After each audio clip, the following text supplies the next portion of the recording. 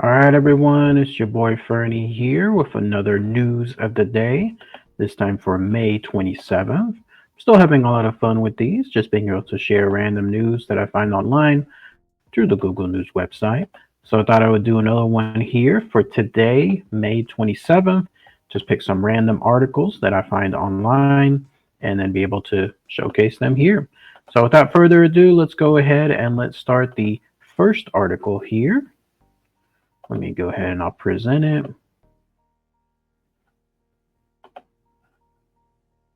It has to do with the world of Las Vegas. You know how much I love that type of business world, business news. This one comes from the website casino.org. On it, it says fees gone wild. MGM Resorts charges for plates, forks, and napkins. Interesting. Let's see what it says.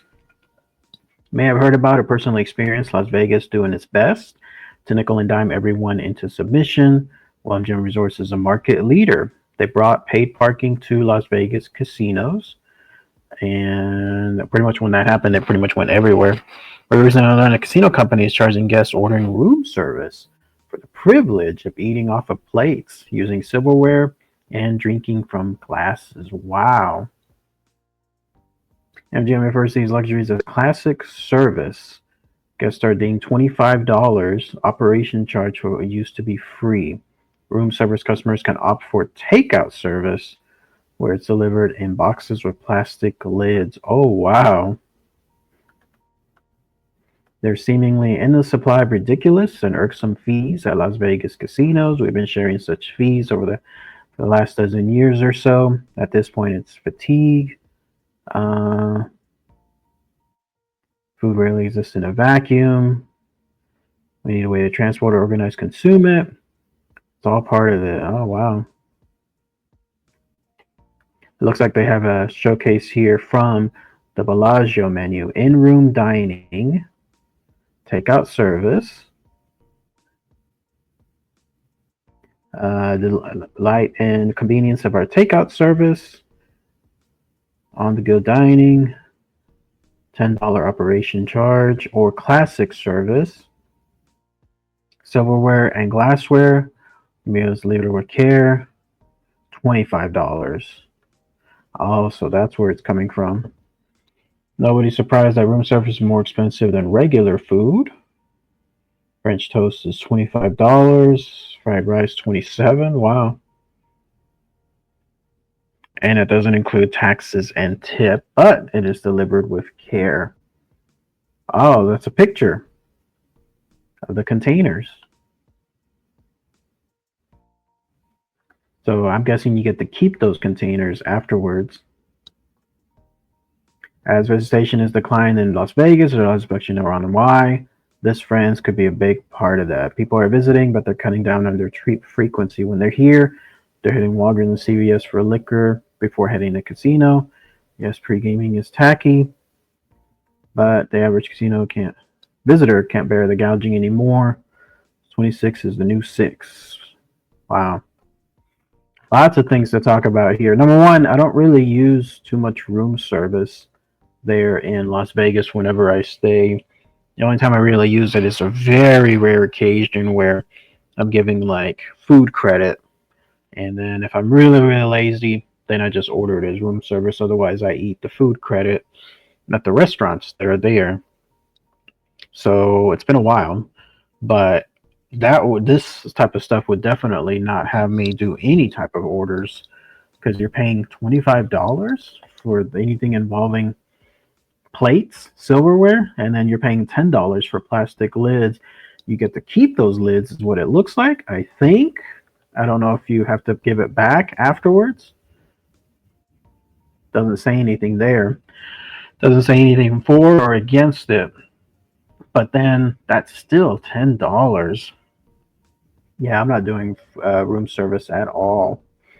And then it says here that Las Vegas has been declining in visitation, wondering discussions as to why. Yeah, agreed. Something like this is definitely little fees here and there that add up that cause people to either go less or spend less or a combination of both. And they're absolutely right. I do visit instead places that have cheaper food, like the fast foodish type restaurants nearby. Or if I need water, I go to those places like the 99-cent store, and then that way I'll be able to get like really cheap water, really cheap sodas, stock those, drink from those, etc. All around, it's a bad situation for this, unless someone is raking in the dough and they don't really see this as a problem. I can totally see this impacting a lot more people. All right, let's go to the next one here, once again, involving Las Vegas. This is interesting because this also talks about why the Strip, which is where MGM is at, is experiencing a decline, but why downtown Vegas seems to be doing much, much better. This is from NevadaBusiness.com. You know me, I love business news. It says Fremont Street experiences downtown rock free concert. Kicks off with 5 live performances and first time mural unveiling. This weekend, the Fremont Street Experience welcomes the return of its free rock concert series, Downtown Rocks. The weekend was filled with art, high energy performances, and a unforgettable start to the annual free concert series. This is one of the reasons why the downtown location experiences more people now. People are traveling instead of at the Strip. They're going downtown because this is truly a free experience. I don't go to it myself. Normally, when these things are playing and I'm downtown, I'm in my hotel room, just chillaxing or whatever. But I can hear the stuff playing, so it's almost like a free concert in my room. And it's all free, no cost, no charge. So who doesn't love that, right? And it's a great win-win because it brings more people downtown. They get to spend more on other things there, restaurants, casinos, and shows. It just makes more sense. They're gonna a Downtown Rocks mural, special collaboration brought to life by the local Las Vegas artist Gear Duran. Okay. Looks like it doesn't have much info on what that mural will look like. But yeah, I just wanted to show 2 interesting articles that almost complement each other back to back. How one area is charging even more fees, and then how the other area is presenting more free stuff. All right, next one, we'll look at Superman.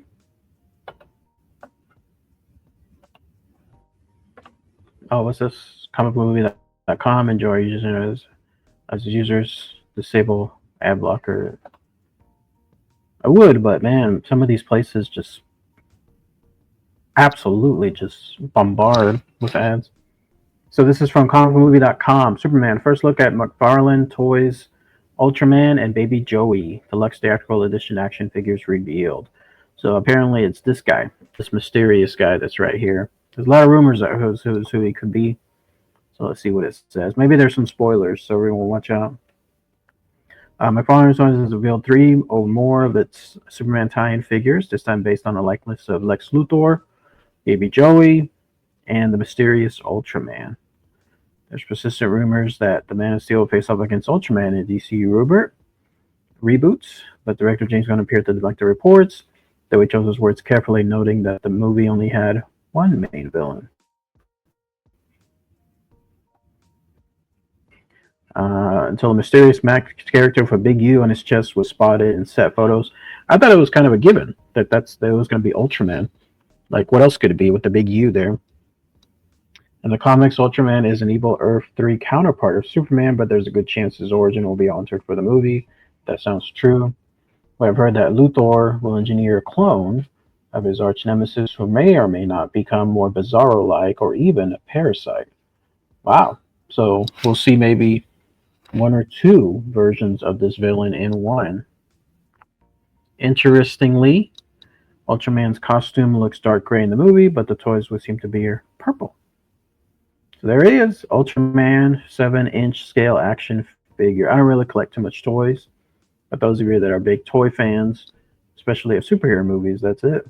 That U that's right there is reminiscent of Ultraman's almost logo that he wears in the comics. Almost, not quite.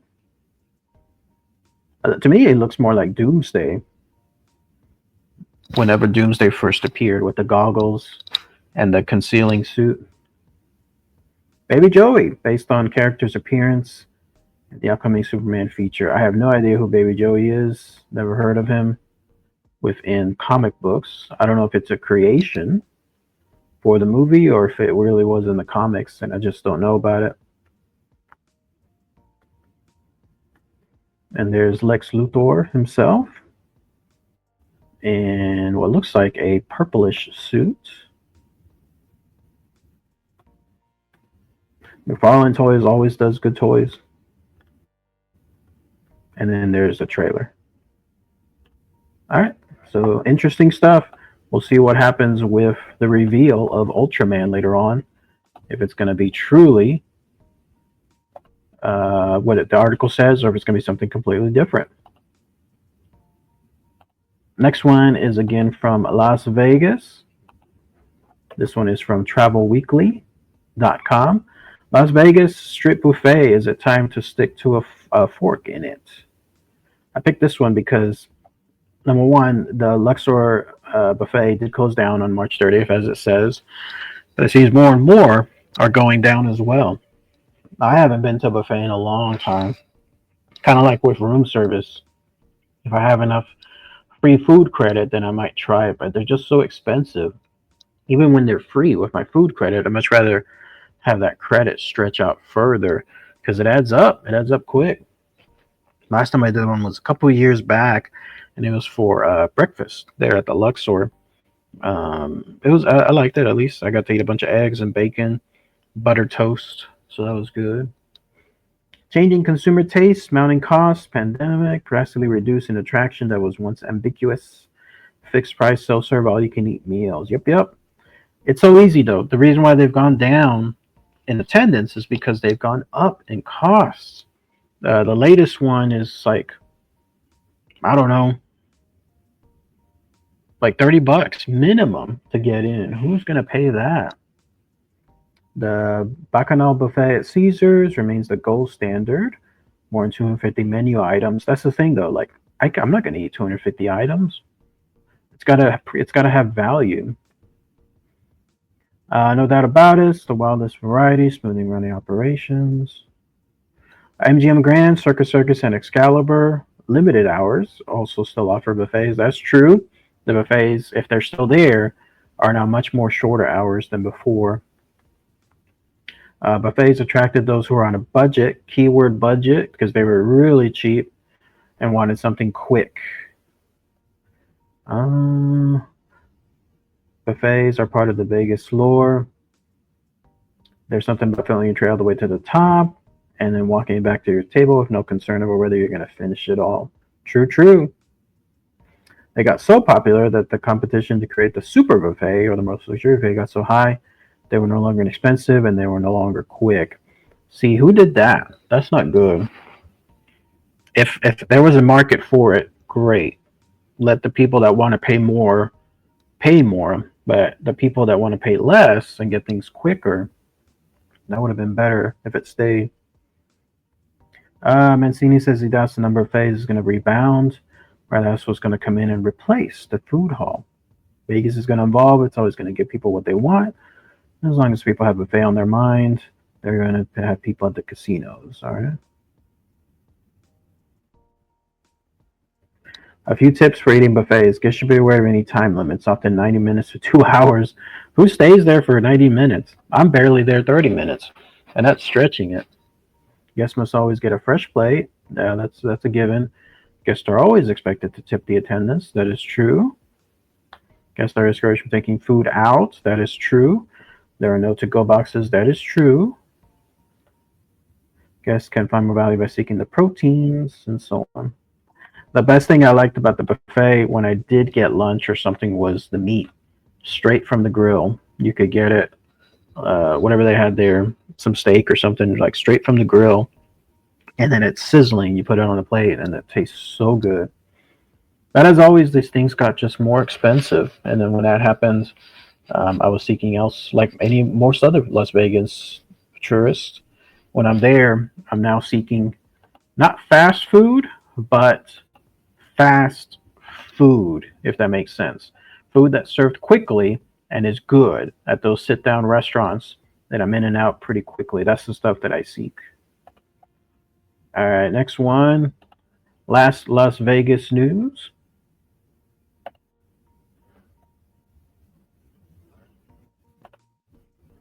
This one is SeattleTimes.com. Las Vegas casinos are working to attract millennials, Generation Z. Their grandparents lined up for buffets. How about that? And their parents came for Celine Dion, but millennials and Generation Z are coming to Las Vegas for something else entirely. Millennials and Generation Z are a very valuable cohort for Las Vegas casinos. Casinos have to focus on delivering quality, distinctive experiences, and so on. They're carefully considering how they attract and retain customers who may be less interested in jackpots and more driven by experiences. That is true. The younger crowds these days aren't really hitting the slots because they're losing machines. Basically, you're going to be there and you're going to be losing money, and they're not really going to be gambling too much because it's instead they're going to be going to concerts. They're going to be going to parties, bars, lounge, restaurants, like it says here. Well-rounded experiences. Pickleball, rodeo, and free fireworks. Ah, okay, so that's how they're doing it.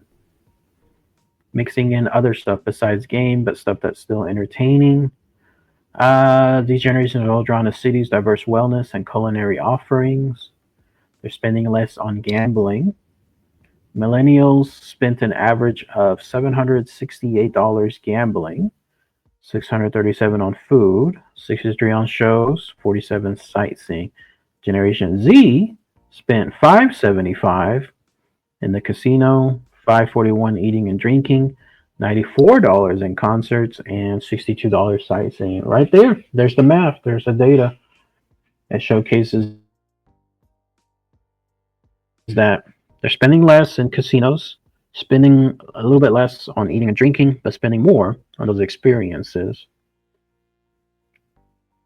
Comparatively, Generation X spent on average more on gambling, less on shows, and so on. They also spent less per night on hotel stays than either millennials and Generation Z. I thought that was a given though, because I definitely look for the least best priced hotel, if that makes sense. I'm not going to stay in a super cheap rundown one, but I'm not going to stay in a $400 room night either. As long as it's comfortable and safe, and it's close, like the Luxor, Excalibur, I'm happy. And it's cheap, like either Compt or something. They're also drawn to digital options, because online casino gambling, I don't do that.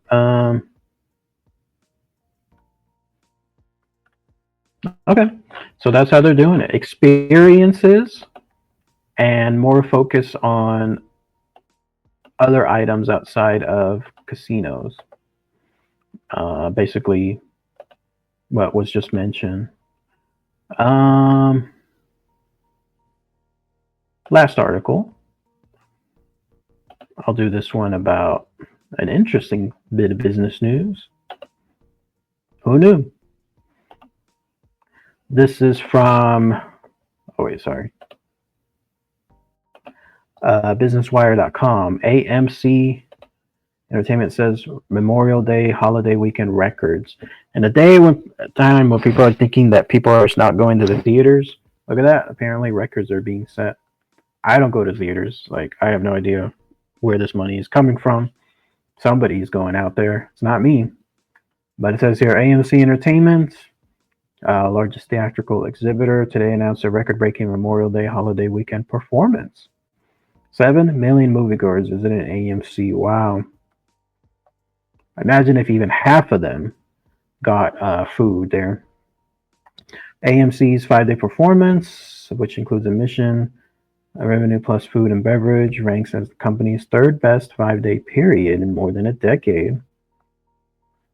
AMC's strong results result from broader momentum, Movies such as Lilo and Stitch and Mission Impossible, and premium screens, including IMAX, Dolby, and Real D 3D. Anybody else going to the theater watching these films?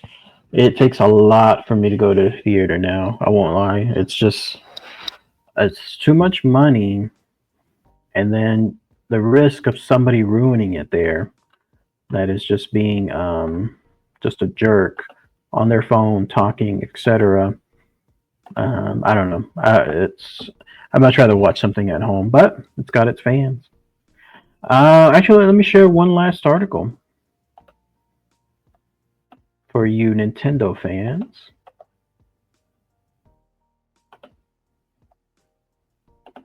Nintendo Switch 2 out in the wild, though it's locked. So there's bound to be some fans out there that are ready for this Nintendo 2 Switch or Nintendo Switch 2.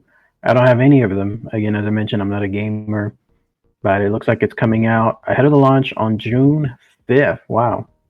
Stores have already started to receive it. Someone managed to grab one from those retailers, reveal the console is unplayable as it needs a day one update to function, so it's technically unusual smart. So if anybody is cute out there and is wanting to sell it on eBay or something ahead of time, and somebody can then proclaim, I got it and I'm about to play it, they can't play it without an update on June 5th. Oh, that was it. Looks like there's nothing else. But otherwise, yeah, looks like it's coming up soon. I forgot how much the price is. Wasn't it something like, I don't know. I can't even guess. So it's going to be expensive. But that's it. That's all the news out there. If anybody has anything I might have missed, let me know in the comments. All right, everyone. Talk to you later.